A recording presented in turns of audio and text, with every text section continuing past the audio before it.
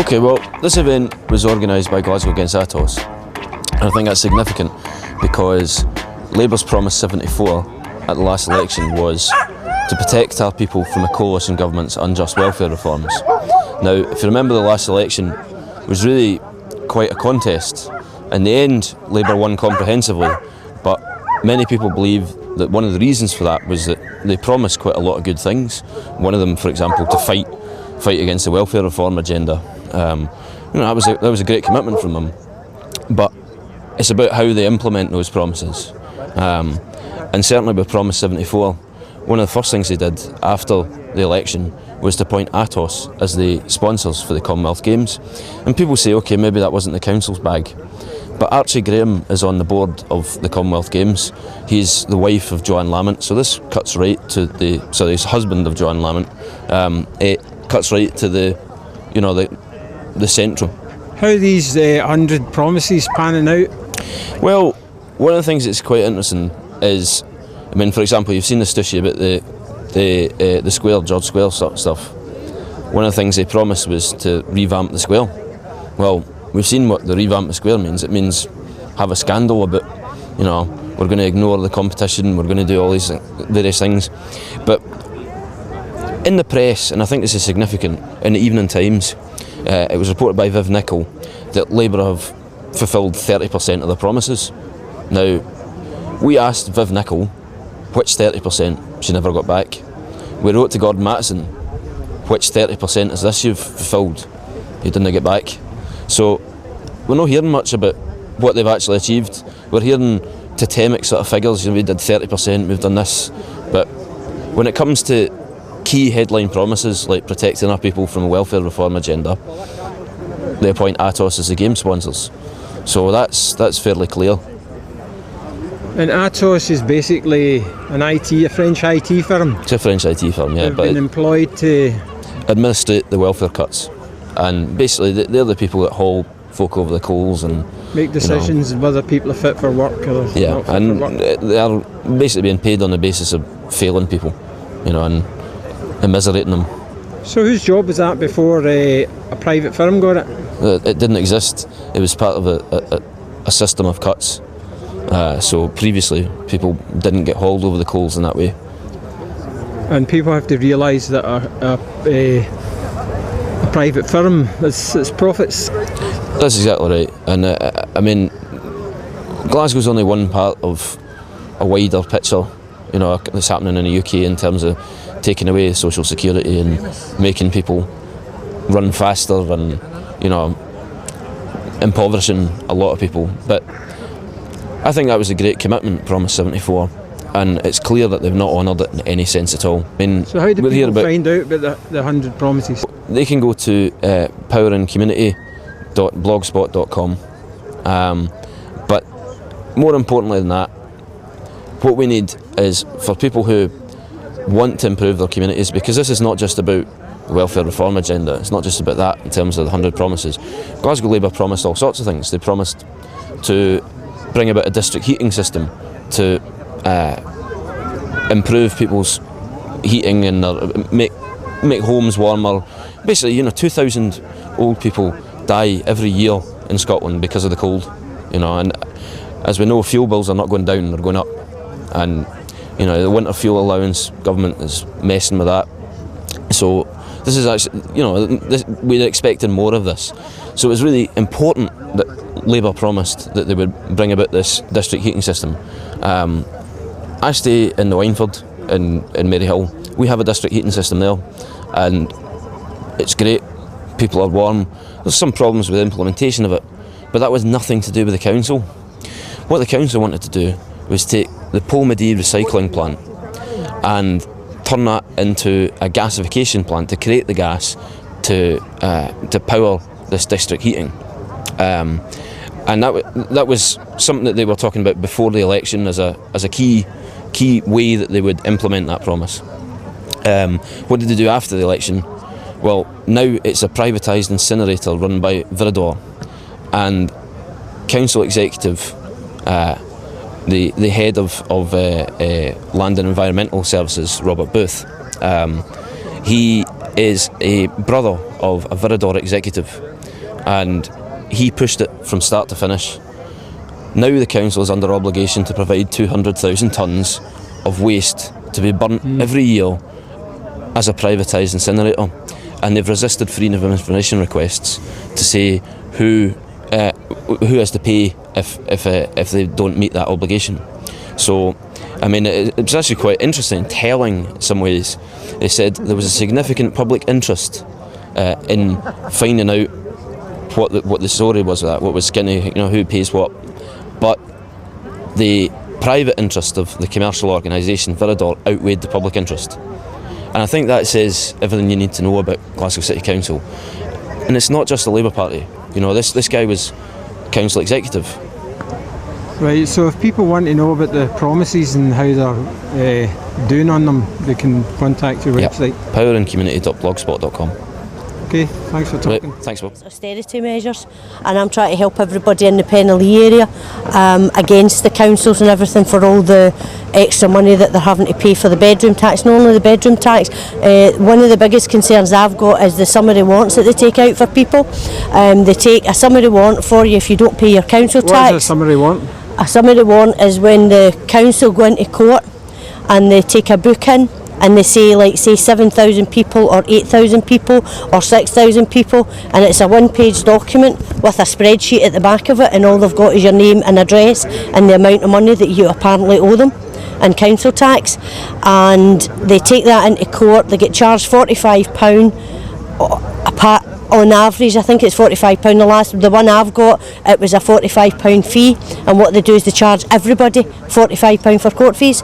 So to me that would mean that they're making thousands of pounds every time they take a summary warrant.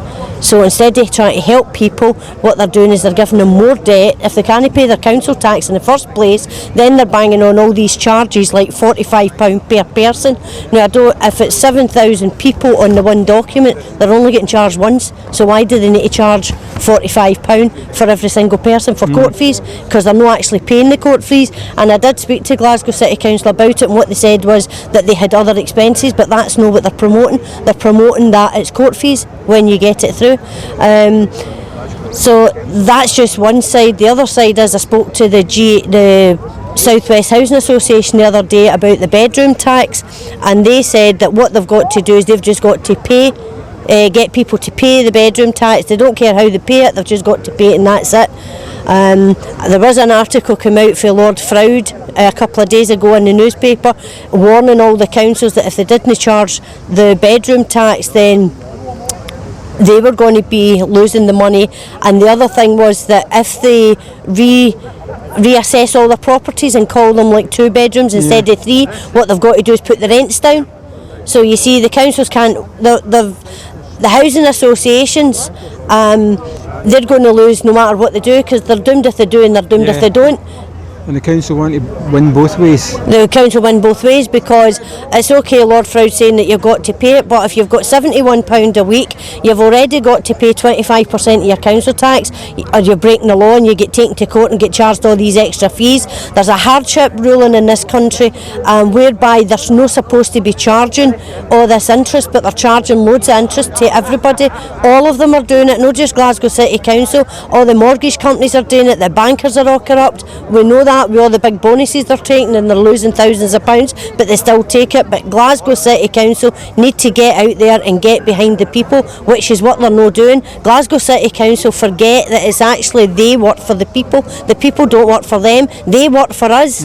They're supposed to, so get up off your backsides and get out there and support the people. Know this, I was at a meeting with one of the other, and I'm not going to say what housing association it was, but basically he said they didn't care how you got the money. They just want their pay. They didn't care if you got it from illegal gains. They don't care as long as they get paid. Now, we recorded that, and that was from a top, I think it was the manager of the housing association, and that was his attitude. We don't care where you get the money, just get it, and we don't care if it's from illegal gains as long as you pay us. This is the attitude that you've got to these people, that they just don't care. You know, too many times people are saying, I'm just doing my job. No, you're not doing your job when there's children going to be affected by this. You know, we're going back 40, 50 years. I was one of the ones for 40, 50 years ago where the sheriff officers came and threw the windows up and tossed the furniture out in the street. That's kind of what I think we're going back to. Returning to that. I think so, aye. And I was. Is there a group or anything, or is there anywhere people can find information about what people? Well, we have a meeting every Monday in Penlee Community Centre at Gleddock Road in Glasgow, Penlee in Glasgow, which is over towards Braehead Centre, so it's over there. We have that every Monday from 7 o'clock to 9 o'clock.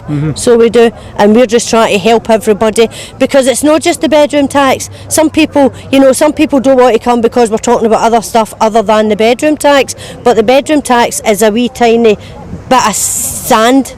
That's all it is, wee tiny morsel of sand. There's millions of things that's got to be sorted, and the first thing is get Glasgow City Council to be with the people. That's what they're elected for. That's what they're supposed to get up off their backsides and do their jobs. I invited Joanne Lamont to the meeting, she refused to come. We invited Alistair Watson, he did come, but he didn't like, because there was a man there, this is the Arthur, he's got his Corrupt Glasgow, he's been fighting him since 1992 on his own, so he has. So he didn't like the questions from him, and he thought he maybe wasn't alerted to it, but I can't control what people ask in the audience. If people come and they've got something else they want to say, then they've got to be able to have a voice. That's why we're having a meeting every single Monday. I'm very busy, but you know, I'll do what I can to help people. The bedroom tax doesn't affect me. Glasgow City Council and all their daft policies affects me majorly. They make up all these rules and regulations as they go along. I've had to raise an action. They took a summary warrant against me, then they took a charge for payment for money, then they reduced some of it, and the charge for payment for money should never have been taken, and then it takes them a year to decide that, oh yeah, you're right, we shouldn't have taken that charge for payment, but no until after they've dragged me through the court of session, and I had a knee operation. I think the point you make there about because you don't have to pay bedroom tax, it doesn't mean it's your problem.